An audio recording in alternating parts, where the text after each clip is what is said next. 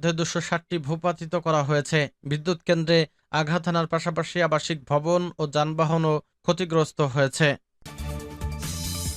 ইরানে মার্কিন হামলা নিয়ে জরুরি অধিবেশনে বসছে জাতিসংঘ নিরাপত্তা পরিষদ। ইরানের মধ্যে ২৬০টি ভূপাতিত করা হয়েছে।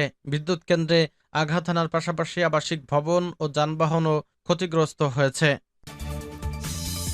ইরানে মার্কিন হামলা নিয়ে জরুরি অধিবেশনে বসছে জাতিসংঘ নিরাপত্তা পরিষদ। ইরানের মধ্যে ২৬০টি ভূপাতিত করা হয়েছে। বিদ্যুৎ কেন্দ্রে আঘাত হানার পাশাপাশি আবাসিক ভবন ও যানবাহনও ক্ষতিগ্রস্ত হয়েছে।